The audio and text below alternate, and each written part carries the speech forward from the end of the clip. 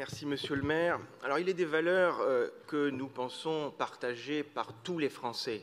Liberté, égalité, fraternité au fronton de nos mairies, naturellement, mais aussi la laïcité qui, dans un pays d'histoire et de culture judéo-chrétienne, est venue s'inscrire il y a plus d'un siècle au sommet de nos références républicaines. Or, les propos tenus par des jeunes franciliens le 16 mai dernier lors d'un concours d'éloquence organisé par la Ligue de l'enseignement sont désolants. Quand on voit que ce concours était la finalité d'un programme proposé par la Ligue de l'enseignement pour soutenir l'apprentissage de la laïcité par les jeunes générations, ça en devient un désastre, pour reprendre les mots de Charlie Hebdo. Un florilège. La laïcité, c'est le cercueil des femmes. Il faut réinterroger ce concept archaïque qui était un bon concept en 1905 pour contraindre l'emprise de la religion catholique. Maintenant, il y a des millions de musulmans et on doit pouvoir être libre. La laïcité est une forme de dictature, j'en passe.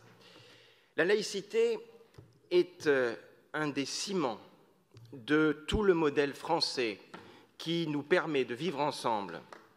La voir ainsi remise en cause est tout bonnement inadmissible. Quel enseignement prodigue donc cette Ligue? Et à tout le moins, quel contrôle assure-t-elle sur les dérives de certains jeunes radicalisés ou mal influencés?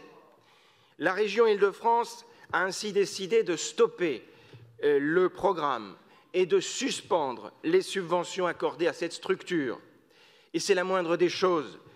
Quand la mission pour laquelle une collectivité apporte son soutien n'est plus accomplie, il est normal de retirer ce soutien. Quand en plus cette action aboutit à bafouer les valeurs de la République, il est urgent d'y mettre un terme.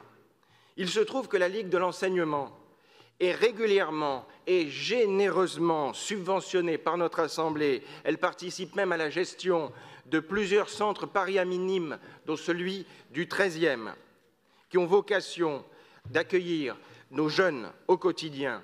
Il me semble donc indispensable de faire un point sur l'action proposée par cette association auprès de nos jeunes et de conditionner notre éventuel futur soutien à une exigence de respect des valeurs de la République.